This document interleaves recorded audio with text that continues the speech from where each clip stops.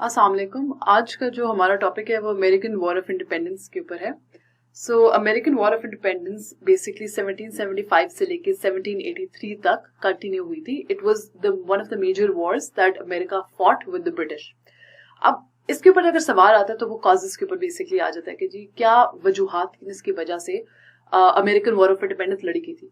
अब इसको वो डिफरेंट तरीके से भी फ्रेम कर सकता है। वो ये भी कह सकता है कि navigation acts were the major reason for the war of independence, या इस तरह की कोई सवाल एक पॉइंट को उठा के कर देगा।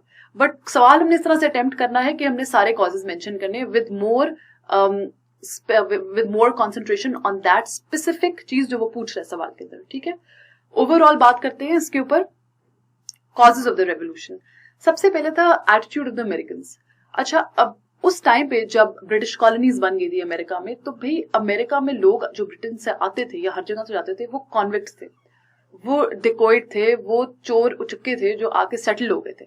ठीक है, उनके अंदर एक फायरी वो एक स्पिरिट थी वो कि भी हमने फ्रीडम अपनी लेनी है, हम किसी के अंडर क्यों रहे। इसके अलावा ब्रिटिश जो थे वो खुद भी कोई काफी ज्यादा उनके साथ हार्श उनका एटीट्यूड होता था, which is attitude of the British. Second जो पॉइंट है उनका, आप जितनी भी उनकी पॉलिसीज थी या आप मर्केंटिलिज्म भी देख लें, जैसा मैंने आपको पिछले लेक्चर में समझाया था, ये काफी ज्यादा चीजों की वजह से ब्रिटिश जो थे वो खुद भी इतने हार्श रहते थे कि अमेरिकन वांटेड देयर इंडिपेंडेंस। तो और भी उनके अंदर गुबार भरता गया। They got very pissed at how the British were treating them. तो इसकी वजह से भी उन्होंने, क्योंकि बहुत ज्यादा इंपॉर्टेंट जो पोस्ट होती थी गवर्नमेंट की, मिलिट्री की, वो ब्रिटिश लोग ही ऑक्यूपाई कर रहे होते थे। इस वजह से अमेरिकन को भी बहुत गुस्सा था and they wanted to fight the war of independence and this was also one of the major reasons why the war of independence was fought. फिर पॉलिसीज आ जाती है मर्केंटिलिज्म की। मर्केंटिलिज्म मैंने एज प्रीवियसली आपको बताया है कि किस तरह से एक्सपोर्ट्स जो थे वो ज्यादा कर दिए गए थे to benefit the home country, import ज्यादा कर दिए गए too and the colonist were forced to use the imports at a much higher price. ये मैंने बहुत डिटेल में पिछले लेक्चर में एक्सप्लेन किया है आपको, तो please refer to my previous video. फिर आ जाते हैं वेरियस एक्ट्स। अब जी वेरियस एक्ट्स जो थे वो ब्रिटेन जो था वो बाय एंड अगेन वो लॉन्च करता रहता था तंग करने के लिए अमेरिकन को। ठीक है ना, ऐसा ऐसा चलते हैं, स्टोरी की तरह समझते हैं इसको। सबसे पहला था navigation act. Navigation act of 1651 basically कह रहा है कि जी जितनी भी गुड्स इंग्लैंड के अंदर एंटर हो रहे हैं, they're going to be carried in British owned ships only. So anybody who's trading with England are going to use ships pure and purely of England. That was to again tighten the government control. और यही था कि भाई जितनी भी बाकी आपके countries थे that were trading with Britain at that time, जैसा डच हो गए, it hurt their interests. और ये था, it was basically a policy जिससे government control increase हो रहा था over your trade policies and over other countries as well. फिर आ जाता है आपका staple act. Staple act of 1673 आपका क्या कह रहा है कि जी जितनी भी यूरोपियन एक्सपोर्ट्स हैं जो आपकी अमेरिकन कॉलोनीज में जा रही हैं, वो सबसे पहले रुकेंगी आपकी ब्रिटेन के अंदर, फिर वो रीशिप होंगी और उसके बाद वो दोबारा से जाएंगी। सो if you understand how cleverly the British people were working at that time, ठीक है, तो वो चाह ये रहे थे कि आप वो ड्यूटी डबल पे करो। So if you are exporting to anything to the American colonies, आप सबसे पहले इंग्लिश पोर्ट्स के ऊपर लेके आओगे, उसके बाद आप उसको रीशिप करोगे और उसके बाद आप उसको दोबारा से वापस भेजोगे उन स्पेसिफिक अमेरिकन कॉलोनीज में। So again that also infuriated the American कि भाई this is not what they should be doing. ठीक है, it also infuriated the different countries that were trading with America at that time कि भाई उनके लिए तो फायदा नहीं रहा, उन्हें तो डबल ड्यूटी पे करनी है ब्रिटिश पोर्ट्स पे भी। फिर ड्यूटी एक्ट आ गया आपका 1673 का।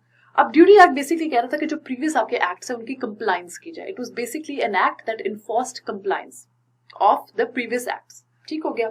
मोलासिस एक्ट जो था 1733 वो कहता था it basically banned the importation of French molasses into the American colonies, which again hurt the French interest. तो बहुत ज्यादा वो भी एगनी जो थी वो बिल्डअप हो रही थी, वो प्रॉब्लम्स जो थे वो बिल्डअप हो रहे थे अमेरिकन के अंदर, because everything was being controlled by the British. फिर एक और पॉइंट था कि ब्रिटिश ने मैन्युफैक्चर को रिस्ट्रिक्ट कर दिया। इसका क्या मतलब है कि ये पहले भी मैंने आपको बताया था कि जी जितनी भी चीजें खुद बना रहे हैं कॉलोनिस्ट, वो खुद भी इस्तेमाल नहीं कर सकते।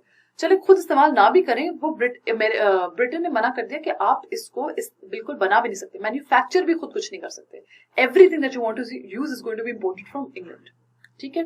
फिर रिमूवल ऑफ फ्रेंच डेंजर, आपका 6 पॉइंट ये कहता है कि this by the way should be a very long question. ठीक है, अगर आप इनके उसके ऊपर लिखना शुरू कर दो एक एक सब पॉइंट के ऊपर, तो ये बहुत लंबा सवाल जाता है आपका, तो बड़े सुकून से इसका जवाब देना आप, और ये बिल्कुल परेशान होना कि शायद जी मेरा आंसर बहुत छोटा है, मेरा answer it's not enough, because these are lot of points that will cover your answer, ठीक है। अच्छा जी, फिर आ जाता है removal of French danger. Removal of French danger आपको ये बता रहा है कि पहले बहुत ज्यादा ये होता था कि जी अगर इंग्लैंड के ऊपर कुछ कॉलोनीज हैं तो फ्रेंच के पास भी कुछ कॉलोनीज हैं, लेकिन एक वॉर लड़ी गई थी between the French and the British, जिसमें ब्रिटिश जीत गए थे और फ्रेंच पूरा वाइप आउट हो गया था। This was before the war of independence obviously, तो बिल्कुल वाइप आउट हो गया था और जितनी भी अब मोनोपोली थी ब्रिटिश की थी अमेरिकन कॉन्टिनेंट पे, तो भी फिर वो जो मर्जी कर सकते थे क्योंकि अब फ्रेंच एज देयर कंपेटिटर भी नहीं अवेलेबल था, ठीक है। फिर आ गया जाता है आपकी पॉलिसीज ऑफ ग्रीनविल। सबसे पहले इसमें आते हैं क्राउन प्रोक्लेमेशन ऑफ 1763। अब ग्रीनविल, जॉर्ज ग्रीनविल जो था, he was the prime minister of England at that time, और उसने क्राउन प्रोक्लेमेशन में ये बोला कि जितनी भी वेस्टवर्ड मूवमेंट है कॉलोनिस्ट की उसको कंट्रोल करो, because they needed to control the colonist and their movement. तो सबसे पहले उन्होंने मना कर दिया कि जी अमेरिकन अब फर्दर मूव अवे नहीं कर सकते। फिर आ जाता है sugar act of 1764। Again it put a tax on sugar, जिसकी वजह से अमेरिकन और बहुत ज्यादा डिस्टर्ब थे। फिर क्वार्टरिंग एक्ट आ जाता है 1765 का, वेरी इंटरेस्टिंग। क्वार्टरिंग एक्ट में वो ये कह रहा है कि जितनी भी ब्रिटिश ट्रूप्स हैं उसको हाउस करेगी, उसको अकोमोडेशन प्रोवाइड करेंगे नेटिव अमेरिकन। सो ये उनकी duty, it is the duty of the American to provide accommodation to the British troops because the British troops are taking care of them. So आप देखिए कितनी unfair की बात है। फिर आ जाता है स्टैंप एक्ट। स्टैंप एक्ट 1765 में जब आया तो उसने अगेन एक ड्यूटी लगा दी स्टैंप पे। तो ओवरऑल उस पॉइंट तक अमेरिकन जो थे 9 स्टेट्स जो थी आपकी, या 9 कॉलोनीज कह लो आप, ठीक है, उन्होंने एक उठ के एक शोर डाला और उन्होंने कहा कि भाई we are not going to use stamp. They spoke up against the stamp act, ठीक है। न्यूयॉर्क में इस स्टैंप जो था वो लगना ही बंद हो गया था, and it was done by a very radical group of Americans जिनको सन्स ऑफ लिबर्टी बोलते हैं। काफी शोज भी बने हुए हैं इसके ऊपर, टीवी शोज, काफी फिल्म्स भी बनी हुई है। सन्स ऑफ लिबर्टी ने जी बोला कि हम किसी को इस्तेमाल नहीं करेंगे स्टैंप। अल्टीमेटली ये जो एक्ट था वो रिपील हो गया था, जिसकी वजह से थोड़ा सा ये रिलीफ भी मिला था अमेरिकन को। अच्छा जी, फिर आ जाता है टाउनशिप प्रोग्राम। चार्ल्स टाउनशिप जो था उसने इंग्लैंड में उसने अपने 4 पॉइंट्स जो थे वो इंट्रोड्यूस किए। पहला तो ये कहता था कि एक प्रेसिडेंट सेट करो। उसने 4 एक्ट से बेसिकली 4 पॉइंट्स किया, 4 एक्ट से that got pass by the parliament. सबसे पहला उनमें ये था कि जी it should be a president के ब्रिटिश जो है वो टैक्स कर सकते हैं अमेरिकन कॉलोनिस्ट को, ठीक है, तो इतना मसला नहीं चाहिए। दूसरा ये था कि आप पेनल्टीज लेके आओ न्यूयॉर्क के लिए because they did not comply with the quartering act. तीसरा ये था कि सैलरीज के लिए, जजेस और गवर्नर्स की सैलरीज के लिए पैसे कलेक्ट किए जाएं through taxing the poor American as well. और सेकंड, उसके बाद चौथा जो था वो ये था कि आप इफेक्टिव लीगल कंप्लायंस इंश्योर करो ताकि बाद में कभी लीगल आप एक्ट्स वगैरह पास करवाओ, लॉ में ऐसा कुछ लिखो कि बाद में ये लोग तंग ना करें, अमेरिकन आपको परेशान ना करें, ठीक है। So you enforce their legal compliance. अच्छा जी, जब टाउनशिप प्रोग्राम की रेजिस्टेंस आई तो वो बहुत लोग मतलब खड़े हुए उसके अगेंस्ट, उन्होंने बोला कि भाई ये कैसे हो सकता है। सबसे पहला था non importation.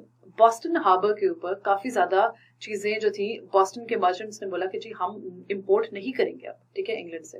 They went on a strike. इसके अलावा एक लेटर था that was circulated by Samuel Adams. Samuel Adams जो था ये बड़ा इंपॉर्टेंट नाम है क्योंकि ये सन्स ऑफ लिबर्टी का बड़ा इंपॉर्टेंट मेंबर था। सन्स ऑफ लिबर्टी क्या है? वो रेडिकल ग्रुप, ठीक है। अच्छा जी, उसने ये क्या सर्कुलेट कराया जहां पे उसने मेंशन किया कि this is an infringement of our natural and constitutional rights, generally constitutional rights. इसके अलावा जो आखिरी चीज थी वो थी बॉस्टन मैसेकर ऑफ 1770।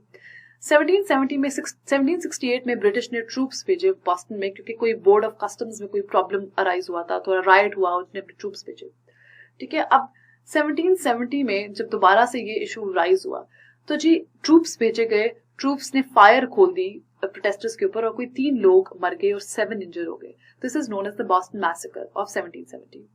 फिर आखिरी जो चीज है वो टी एक्ट है कि जी उन्होंने टी के ऊपर, चाय के ऊपर उन्होंने एक वो डाल दी, क्या कहते हैं आपकी, टैक्स डाल दिया।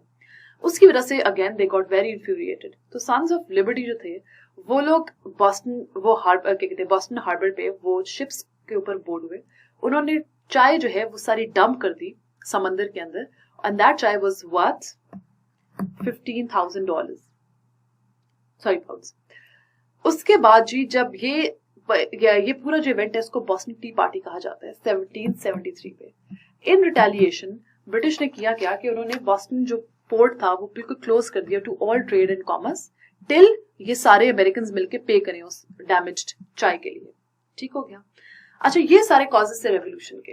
प्रेपरेशंस ऑफ वॉर पे आते हैं तो जी पहली कॉन्टिनेंटल कांग्रेस हुई 1774 में, जिसमें डिस्कशन हुई वॉर की और तैयारियां की गई।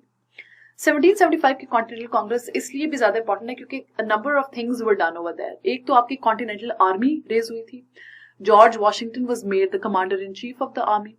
इसके अलावा एक सेपरेट कमेटी बिठाई गई थी कि जी in case we need foreign help तो फॉरेन रिलेशंस के लिए एक अलग कमेटी हो। नोट्स छापे गए थे, मनी वाज प्रिंटेड ताकि वॉर के बीच में कोई मसला ना हो। इसके अलावा डिक्लेरेशन ऑफ इंडिपेंडेंस जो थी वो आपकी फाइनली ड्राफ्ट हुई थी। It was framed in the second continental Congress and it was framed by Thomas Jefferson. ठीक हो गया। इसके अलावा आपकी डिक्लेरेशन ऑफ इंडिपेंडेंस थी वो जुलाई 4, 1776। You need to remember the date. इस टाइम पे वो अडॉप्ट हुई थी। It announced the birth of a new nation. ठीक है, और ये बताया गया था कि everybody needs to fight for this cause because it's a natural right and we need a separate state. ठीक हो गया। अब ये लड़ाई लड़ी गई और उसके जो लड़ाई के इवेंट्स है वो इतने इंपॉर्टेंट नहीं है because you don't need to know them. ठीक है, फिर आ जाते हैं ट्रीटी ऑफ पेरिस पे। वो 1783 में साइन की गई थी between the British and the American, जिसमें as far as west till the Mississippi river उनको एरिया दे दिया गया था अमेरिकन को। ठीक है, American also agree to honour whatever debts they had to pay to the British from before the war, और इस तरह से एक पूरा अलग सेपरेट होमलैंड बन गया था अमेरिकन का। अब ब्रिटिश और अमेरिकन स्ट्रेंथ्स और वीकनेसेस की बात करें तो ब्रिटिश की स्ट्रेंथ क्या थी कि दे वर वेरी वेल इक्विप्ड। ठीक है, बंदे उनके पास ज्यादा थे, उनके पास मॉडर्न बहुत ज्यादा रेवोल्यूशनाइज मशीनरी थी, मॉडर्न उनके पास राइफल्स थे। They had a winning tradition as well. Also, सारे Americans did not favor the American colonists. सारे Americans did not want a separate place. They did not want a separate country. ठीक है, तो काफी उनको असिस्टेंस उधर भी थी। जाहिर अमेरिकन स्ट्रेंथ्स की जब आप बात करो तो आप बात करते हो किस तरह से उनके अंदर एक जज्बा था। They had a passion for independence. ठीक है, again they had a lot of man power as well because उनका होम ग्राउंड था। ठीक है, वो लड़ सकते थे, वो उनकी मिट्टी थी, they knew the soil, they knew how to fight. ठीक हो गया। अच्छा जी, I'm going to end my lecture here because the next lecture that I'm going to start is going to be about the Federalist regime. That was the first government in the United States. Thank you.